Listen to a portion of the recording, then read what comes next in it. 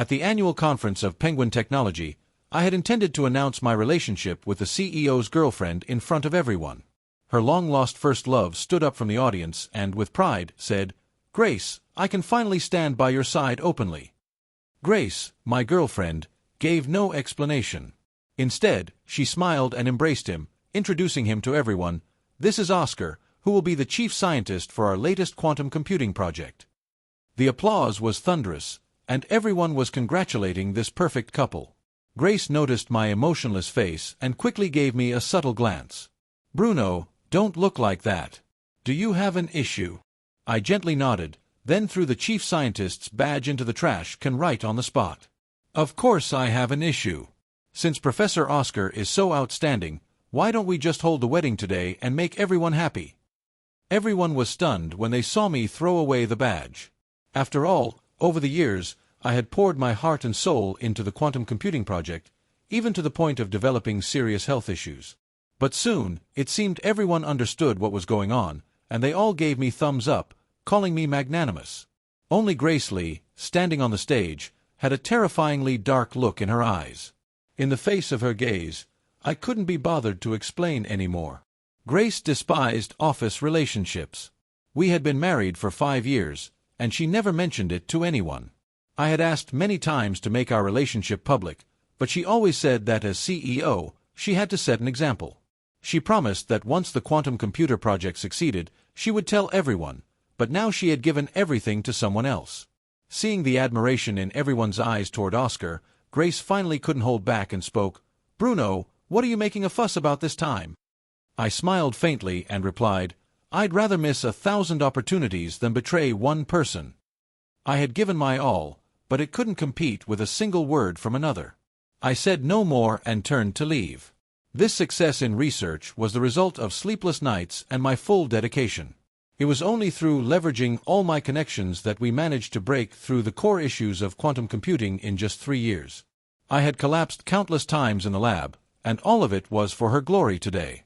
Now, my heart was as cold as ashes, and I had no intention of helping her or anyone else anymore. Though the project was nearing completion, even if I gave Oscar 5 more years, with his theoretical armchair approach, he'd never be able to finish what was left.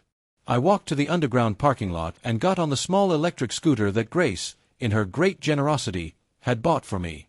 I couldn't help but bitterly smile. For 5 years, the company's finances had been in her hands. I had asked countless times to buy a car, but she always refused. The company already provides a car, why waste money? Are you trying to keep up with others? But for 5 years, she had never let me ride in her car, citing the need to avoid suspicion. I had no complaints, thinking she was just being considerate of the company. But the day Oscar returned to the country, she immediately bought him a Porsche, and that's when I understood. It was all because she didn't have me in her heart. My heart was dead, and just as I was about to leave, a brand new Porsche blocked my path. Oscar rolled down the window, his face filled with disdain.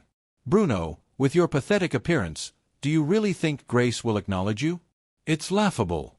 Luckily, it was me that Grace announced today. If it were you, the entire tech world would be laughing their heads off. He mocked me from his high horse. This was his usual tactic: provoke me, then play the victim, trying to create a rift between Grace and me. In the past, most of our arguments had been instigated by him. Now, I couldn't be bothered to engage. The next second, Grace rushed out, and Oscar immediately swerved the steering wheel, crashing the car into a nearby pillar. "Bruno, I'm sorry, I didn't see you here.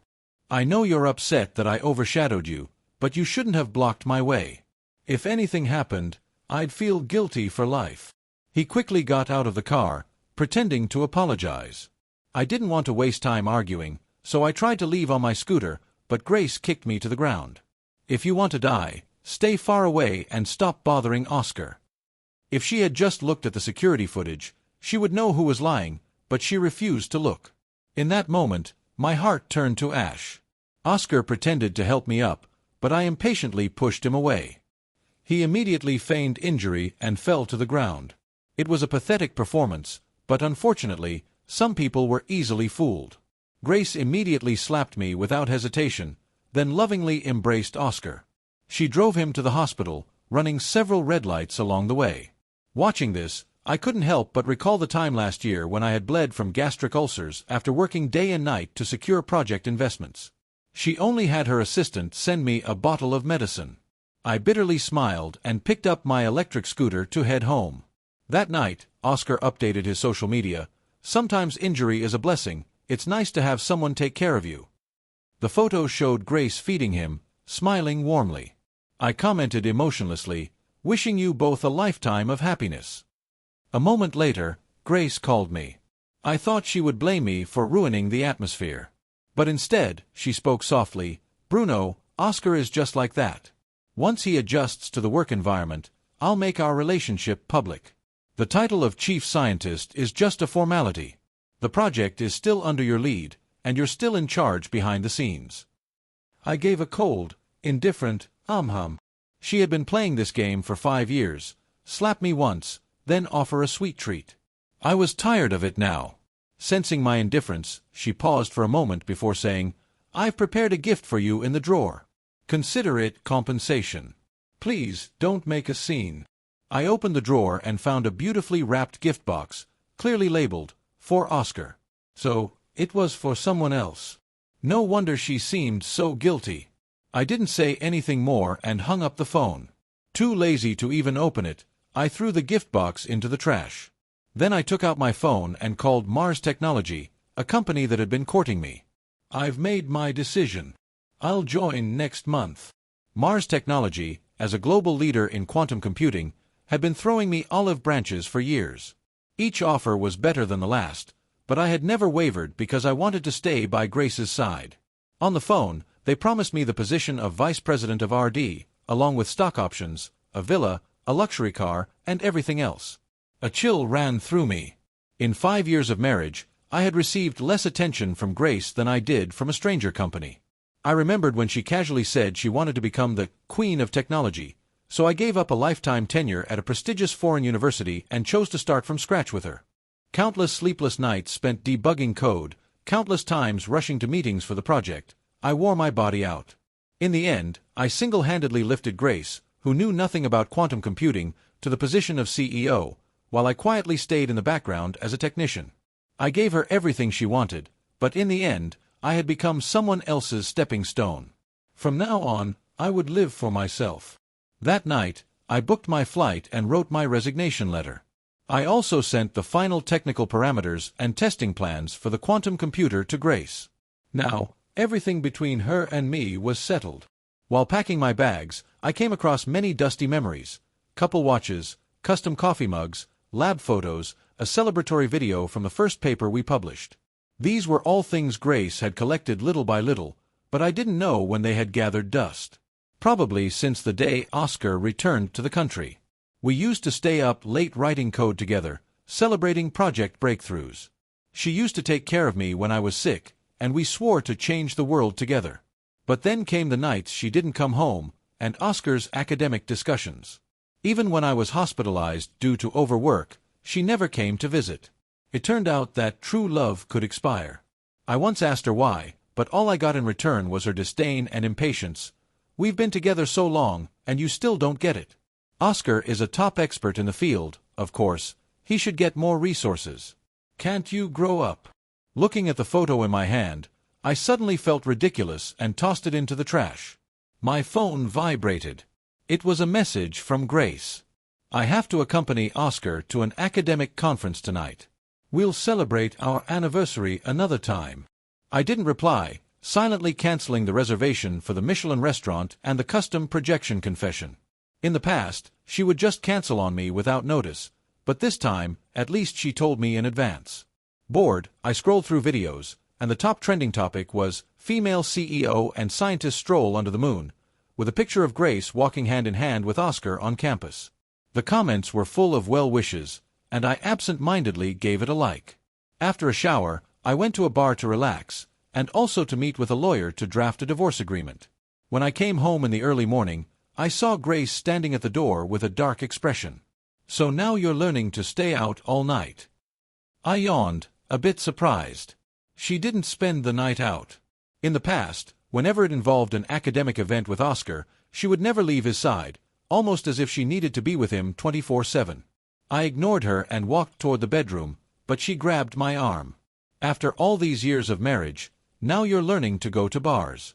I specifically canceled the seminar to come back and be with you, and this is how you treat me. Bruno, do you even remember you're a husband? A husband. Grace could lie without batting an eye, and now she was talking to me about responsibility. It was our wedding anniversary, and she was walking around campus with another man, yet she had the nerve to question my lack of responsibility. In the past, I used to stay up waiting for her to come home, but she would say I was too clingy and not independent enough, telling me to focus on the project instead. Now, when I stopped caring, she started getting obsessive. I half-heartedly responded, preparing to go to bed. But she forcefully pulled me up and stared at me coldly. I haven't taken a shower yet. You're going to stay with me. In the past, this request would have made me ecstatic. I would have carefully prepared the water at the perfect temperature and added her favorite essential oils. But now, I only found it ridiculous. Noticing the faint red marks on her neck, I felt disgusted and impatiently pushed her away. I've already showered. You can go by yourself. She looked at me in disbelief. It's just a little while on our anniversary. I told you the seminar ran late. How can you be so inconsiderate? You went out drinking. Did I say anything? Why are you giving me this attitude? She stormed out, slamming the door behind her. In the past, I would have chased after her, apologized, and tried to cheer her up. Now, I just climbed into bed and slept soundly. The next morning, I slept until I naturally woke up and made myself a delicious breakfast. Just as I was about to eat, I realized Grace was home. In the past, she would never come back unless I apologized first. Reluctantly, I pushed the breakfast toward her, and her expression softened a bit. I noticed the lab access card lying on the table and froze. This was the highest-level access card, able to enter all experimental areas. I had applied for it multiple times but had always been rejected. Seeing my reaction, Grace awkwardly explained, "This is a birthday gift for Oscar. We'll talk about yours later." I felt like I had just fallen into an ice pit and laughed bitterly. Of course, she wouldn't think about me. I forced a smile, nodded, and handed her 2 documents. "Sign these." She impatiently took them. "You think just because I'm being nice you can take advantage of me." The first resignation letter, she signed without even looking up. Though I had expected this, my heart still ached. For the second document, the divorce agreement, she signed it as well, but then realized something was wrong. Grace's expression changed dramatically as she threw the divorce agreement at me. "Bruno, you think you can threaten me with divorce? You think I won't sign it? Fine, I'll sign it for you. Is that what you wanted?" I calmly said, "Thank you." Seeing my indifference, Grace became even more furious. "I'm giving you one last chance. Rip up the divorce agreement and I'll pretend nothing ever happened." I ignored her and quietly put the agreement away. Grace trembled with anger. "Fine, Bruno, you've got guts. Don't come crawling back in a few days begging me to reconsider." With that, she slammed the door and left. She was sure I would chase after her like I always had before to make amends. But this time, she was wrong.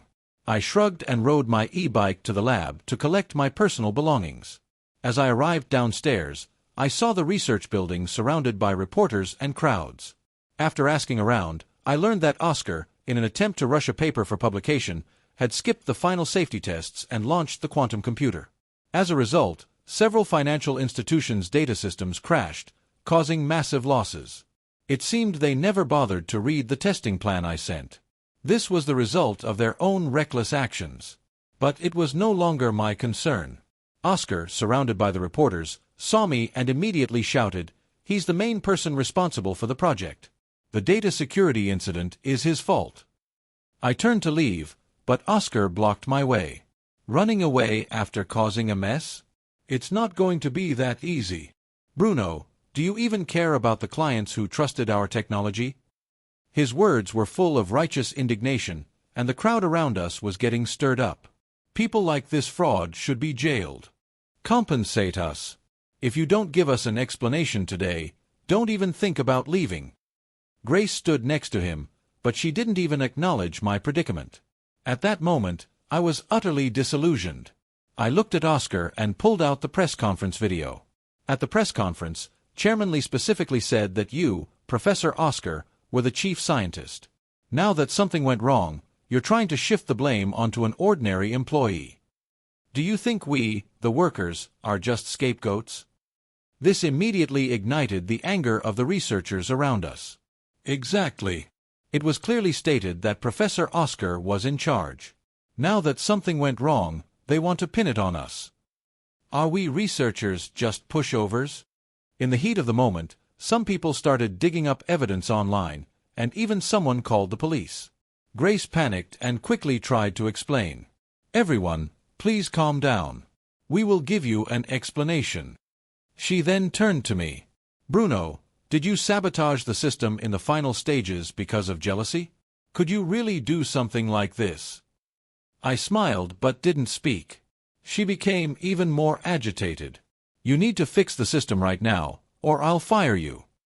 I shrugged. Why should I? Grace stood her ground. Because you're an employee of the company, and it's your responsibility. You've been part of the whole project. You have an obligation. I smiled and shook my head, tossing the resignation letter she had signed in front of her. Sorry, I'm no longer an employee of your company. Grace stared at me in shock. Impossible. When did I ever approve your resignation? Without my permission, how dare you resign on your own? I sneered. She was always like this, used to giving orders, taking it for granted that I would revolve around her forever. After 5 years of marriage, she had never treated me as an equal partner. I had given up everything for her technological dreams, working tirelessly for 8 years, silently solving all technical problems behind her. The reason was simple. I loved her. But I had forgotten that one-sided sacrifice only leads the other person to take more and more, and in the end, she casually handed over all my years of effort to someone else. Now, I no longer loved her. She no longer had the power to make me bow down, so her threats now seemed so ridiculous. Grace, hysterical, shouted, "Who gave you permission to resign?" Oscar rushed over immediately, ripping up the still unopened resignation letter into pieces. Grace, a core technical person like him needs your personal approval to resign. Since you had no idea, this resignation letter must be forged. You vile person. You think you can escape responsibility with these dirty tricks? Bruno, you're so naive. I wasn't fazed. I took out another resignation letter from my bag. Tear it up if you want. I have plenty more. If you get tired of tearing them, I'll happily tear them with you. Also, I don't deserve the title of core technical person. The real core person is you. You managed to become the chief scientist without even understanding anything. Your skills must be impressive. If that's the case, why don't you fix the system yourself?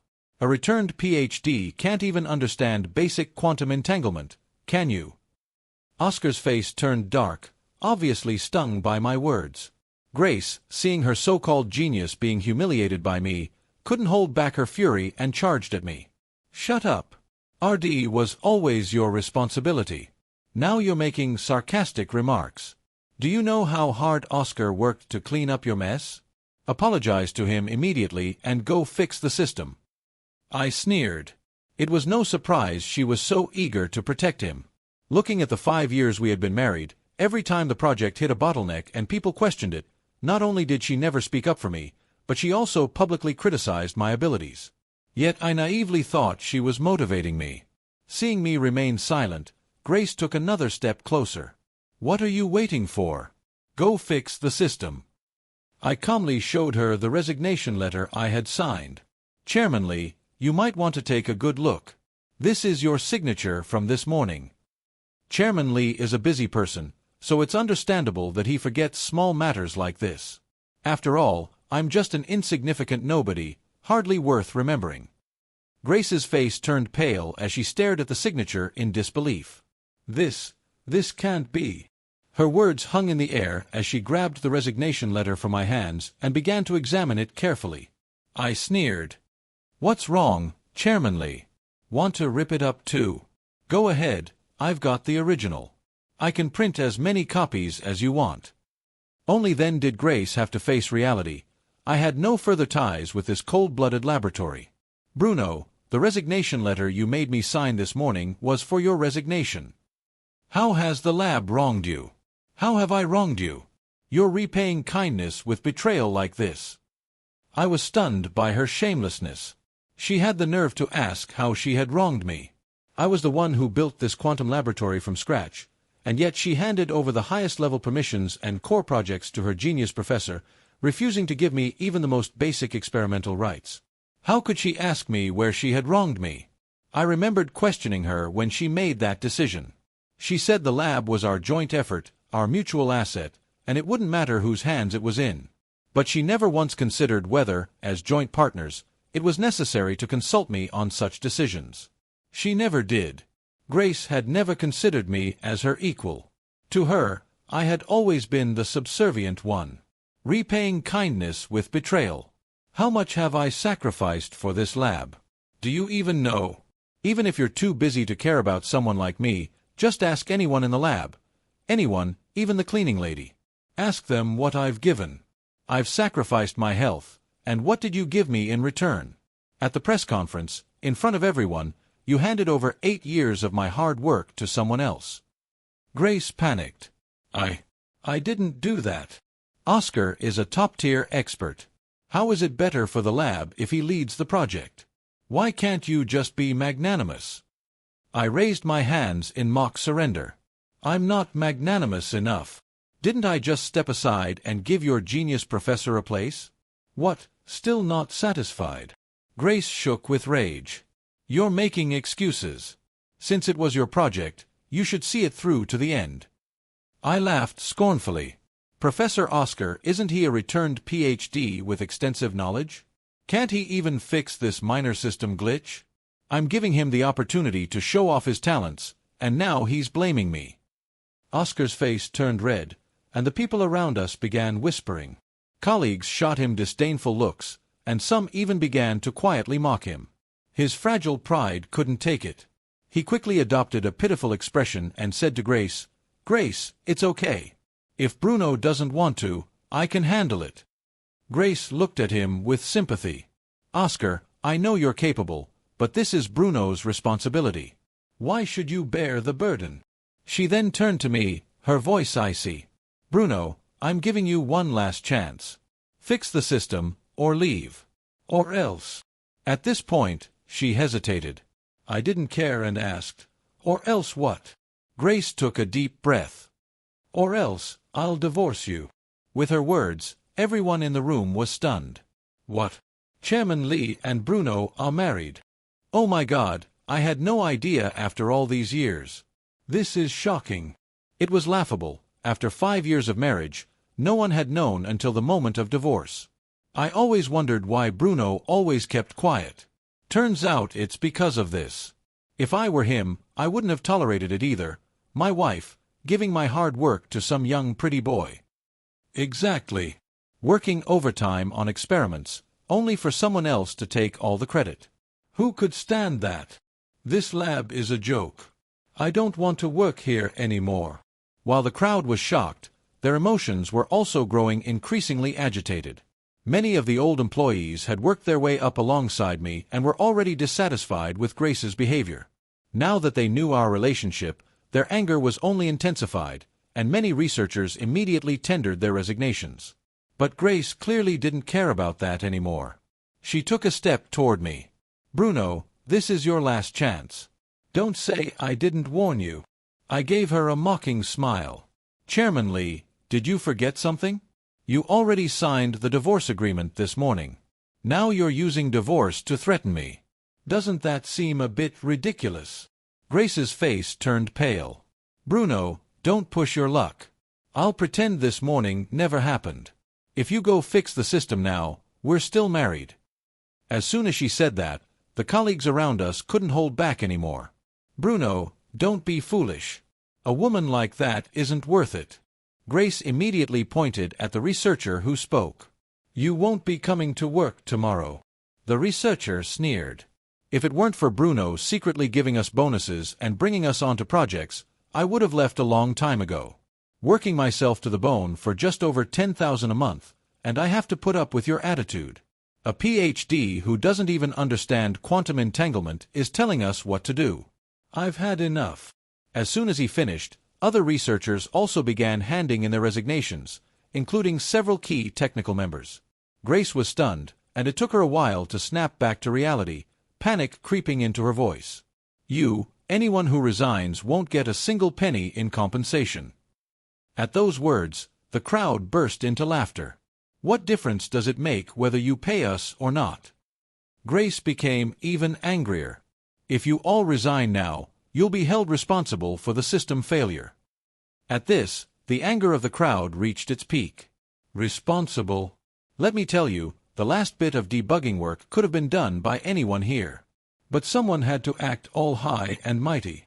With that, everyone turned their gaze toward Oscar. He insisted everything had to go according to his plan, yet he skipped even the most basic safety tests. And now he wants to blame us. "I'll sue you in court if you keep talking like that." Exactly. Bruno's plan was solid, but he changed it all just to rush out a paper, skipping essential procedures. Now something's gone wrong, and he wants to pin the blame on us. Do you really think we're pushovers? One by one, people started pulling out evidence, exposing it right then and there. Seeing this, the client representatives who had been watching from the sidelines finally understood the truth. They apologized to me and immediately picked up their phones to call the police. Seeing this unfold, Oscar tried to escape but was quickly surrounded by the crowd. "Is this how you're leaving? How irresponsible, Professor Oscar. You dare to alter the plan without even understanding the most basic quantum error correction? Is this your academic level?" Surrounded by the crowd, Oscar could no longer pretend, and he hurriedly sought help from Grace. Seeing things taking a turn for the worse, Grace quickly stood in front of him. "Everyone, calm down. We'll give you all an explanation." She then turned to me, her gaze sharp. "Bruno, you must have sabotaged the system in the final stage just out of jealousy for Oscar. You're doing this just to hurt him." I smiled but said nothing. She became even more agitated. "You need to go fix the system right now. Or else, I will never let you off the hook." I shrugged. "Why should I?" Grace responded confidently, "Because you were involved in the entire project development. This is your responsibility." I shook my head with a smile and tossed all the documents she had signed in front of her. "Sorry, I'm no longer part of the lab, and I'm certainly not your husband anymore." Grace was stunned, grabbing the documents in a frenzy. "Bruno, you're doing this out of revenge." I turned and walked away, but this time she couldn't stop me, as the police had already arrived. After cooperating with the police, giving my statement, and providing evidence to prove my innocence, I was soon released from the police station. Even though Grace tried every possible way to stop me, it didn't change anything. As per the divorce agreement, I legally claimed half of the lab's assets. The remaining portion, Grace had to sell off to compensate the victims. In the end, everything settled down. Grace tried to pin all the blame on Oscar, thinking that would save her from the consequences. But the law is equal for everyone. Oscar turned on her, and in the end, Grace couldn't escape the consequences. In the final moments, when the police took her away, she was still desperately pleading. "Bruno, I really love you. Please, save me. I don't want to be apart from you." Sadly, I had grown tired of hearing such lies. I left her with only 4 words. "Never again. Never again." That was the best closure I could give to everything I had given. In the interview room at Mars Technology, I was presenting my research achievements. "Mr. Bruno, your resume is impressive, but we've received some less-than-ideal news," the interviewer hesitated. I knew exactly what was coming. Sure enough, the door to the meeting room opened the next second. "Wait." Grace's legal team barged in. "This Mr. Bruno is suspected of leaking trade secrets, and we have already filed a lawsuit against him." I gave a small laugh and pulled out a stack of documents from my bag. "Please take a look at these patent certificates. All of them are under my name. As for the other core technologies, they're listed in this resignation handover checklist, each one confirmed by Chairman Lee's signature." The lawyers flipped through the documents, their faces growing increasingly grim. "This can't be," Chairman Lee said. I interrupted him. Chairman Lee said, "Well, we have to thank her then. After all, these signatures were all personally signed by her this morning." The interviewers exchanged glances, and the skepticism in their eyes turned to admiration. After the interview, I unexpectedly ran into someone in the break room. "Bruno, is that really you?" Looking up, I saw Daniela, my former university classmate, now the head of the Quantum Communications Department at Mars Technology. "It's been a long time," I nodded politely. She enthusiastically pulled me into a conversation. "I heard you're joining our department." "That's great. I've been following your research. Your paper on quantum entangled states." I kept my distance politely and responded briefly. The past hurt had made me wary of any close relationships. Soon after starting at the company, I was assigned to a project competing against my old lab. Grace, with Oscar, came for a technical exchange that was actually just a show of force. "Bruno, don't think that just because you've left the lab, you're going to succeed. We've been working on this project for a long time," Oscar said smugly. I couldn't be bothered, so I turned and walked away. "What's wrong?"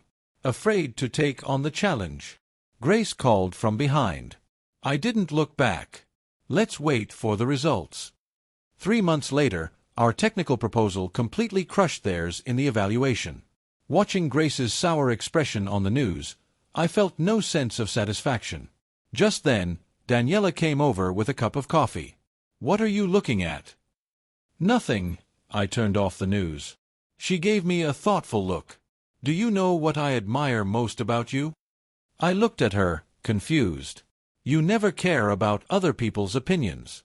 You're always focused on the research itself. That's what a true scientist is." Her words left me stunned. Yes, that's what I had been striving for all along, the true essence of research, not the hollow fame. Gradually, I rediscovered my original passion. I spent every day in the lab, discussing problems with Daniela and the team, completely immersed in the pure world of science. Finally, in one experiment, we made a breakthrough. "Bruno, we did it!" my assistant shouted excitedly. Looking at the stable data on the screen, I smiled, a smile I hadn't worn in a long time. At that moment, I realized that what truly heals you is not the obsession with the past, but the hope for the future. Daniela brought me a cup of coffee. "This breakthrough is worth celebrating."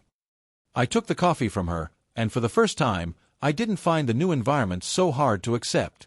At the International Quantum Computing Conference, I was listening half-heartedly to the host's introduction.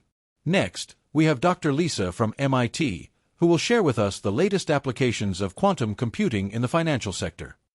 But then, a clear and bright voice rang out, making me look up. Traditional financial risk control models have significant flaws, and the parallelism of quantum computing can perfectly solve this problem. The woman on stage was not wearing any makeup, but she radiated an intellectual aura. What captivated me most was the spark in her eyes when she spoke about the technical details. It was pure academic passion, free from any utilitarian motives. During the Q&A session, I couldn't help but raise my hand. "Dr. Lisa, you mentioned the quantum annealing algorithm. Does it have any issues with collapse when processing high-dimensional data?" Her eyes lit up. "This gentleman has asked a very professional question. In fact, we've already found a solution." After the session, she approached me on her own. "Dr. Bruno, I've read your paper, and your insights into quantum entanglement are unique." I was somewhat surprised. I hadn't published much in recent years. She seemed to sense my confusion. "It was one of your papers from university. I've been following your work ever since." The pure academic exchange made me relax unconsciously. In the following days of the conference, we often gathered to discuss issues ranging from quantum computing to the philosophy of physics. She never mentioned anything about my past, as though she was only interested in my views on research. It wasn't until she told me she was returning to her home country that I realized I had started to subconsciously look forward to our conversations. This feeling was dangerously unfamiliar. "Bruno, I'm heading back home."